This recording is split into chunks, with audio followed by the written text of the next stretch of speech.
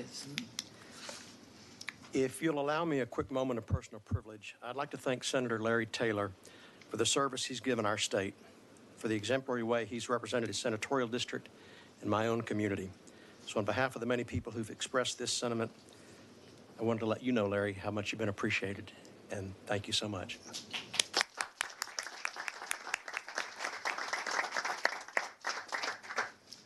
Chairman Hunt, commission members, thank you for the opportunity to provide feedback on the draft recommendations.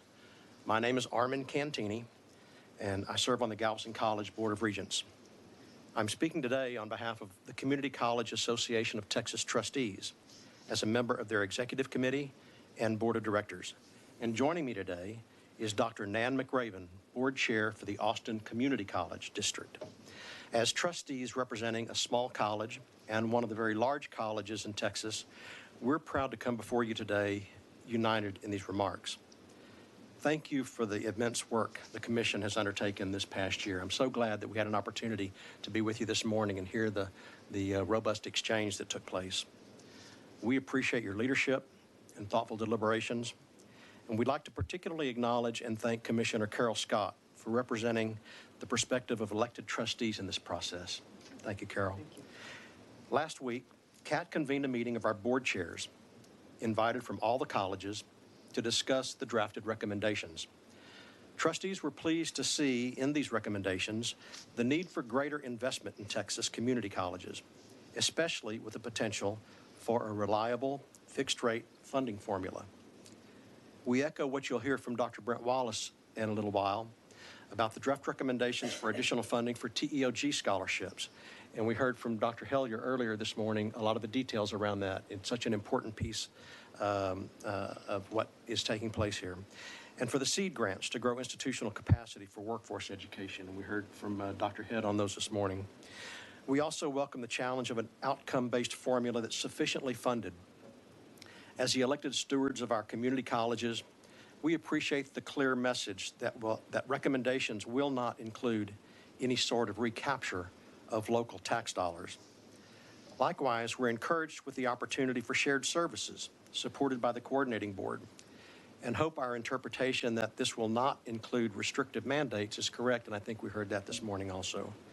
It's important to our trustees that institutional collaborations occur in a manner that acknowledges the needs and specific situations of each community college. One concern our membership did express was a draft language about a uniform tuition rate for dual credit that may be set by the coordinating board. We appreciate the sentiment behind this recommendation and agree that dual credit, access, and affordability is an important goal. At the same time, trustees are responsible for setting tuition rates at their institutions, and they do so with careful consideration of the difference between in-district and out-of-district tuition and fees. So trustees are seeking clarity on how a uniform tuition rate for dual credit would be implemented. While it may sound like a workable solution, we are cautious of how this could impact the jurisdiction of the local boards. There were concerns that it would complicate the already difficult challenge of incentivizing annexation elections, which may result in a small portion of Texans continuing to subsidize large swaths of the state. As elected officials, trustees are accountable to the voters in their taxing districts. Advocating on behalf of these taxpayers, we must point out the inequity of the 60 counties who are voluntarily taxed to support community colleges, while all 254 counties in Texas are benefiting from the educational and workforce development services we provide. And I know, Larry, we heard earlier today about that. Community colleges are the primary catalyst for workforce development in the state of Texas, enrolling 93% of all career and technical education students. Thank you for recognizing the importance of expanding workforce training capacity as our state rebounds from the economic challenges of the pandemic.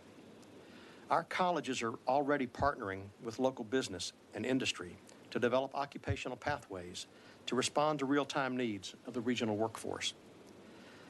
The investments in college capacity, as proposed in this draft recommendations, will empower more colleges to collaborate and help colleges afford the equipment necessary for technical programs in high-demand fields.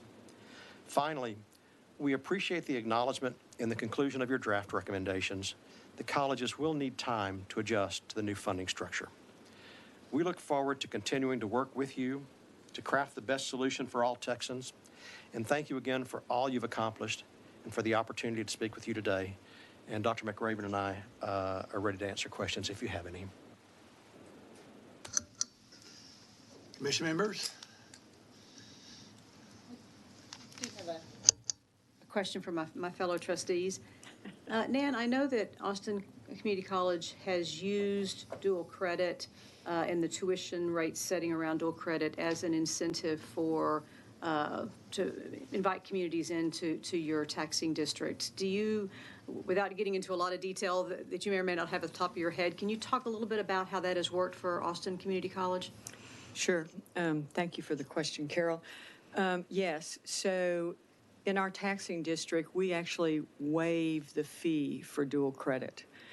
And so that has been very helpful in getting students to start to take dual credit courses, and I think has enhanced their ability to then progress on to the community college. Frankly, this last May at graduation, we had 123 high schoolers who graduated with an associate degree before they actually even got their high school degree. So dual credit is absolutely working around the state. We want to enhance dual credit. Outside of our taxing district, we do charge about $150 when those students are actually taking a course at one of our institutions. If they are taking those courses at one of the ISDs, then they are not charged for that. So I think there's some 2,000 plus students that go to ACC that are dual credit students. So it is working well for us. We are not sure, and we would love to have some clarification on how this would work if there was a uniform rate for dual credit courses. So we would like to help with that clarification. Thank you. Commissioner, do you want to comment? Because I know we've had discussions about this. So we do, the coordinating board does in certain circumstances approve tuition rates for certain students, like what the differential is for out-of-state rates, for example. So the concern would be here would be twofold. One is, if you're going to have state-funded financial aid, how do you have some certainty about what the what are the costs, as opposed to sort of having it more open-ended pricing, so you'd be able to be assured that you would be able to cover the costs for students who are economically disadvantaged, who would be in dual credit. So you'd have to kind of lock that down to some specified rate.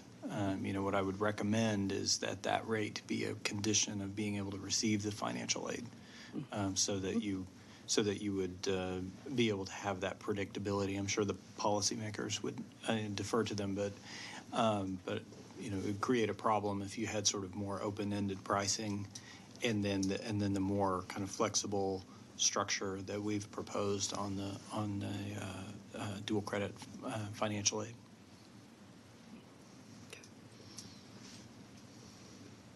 Dr. Keller, thank you for your opening remarks today about how people feel about their community college experiences. We appreciated you opening the meeting that way, and it was very important for us to be able to hear those remarks and the responses you got from those surveys.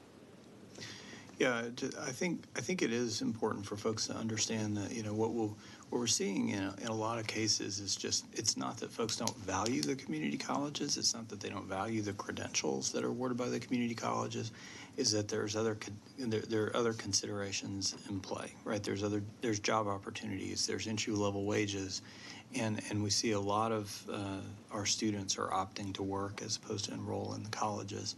So I think that's just important context for everybody to understand. Thank you. Any other questions?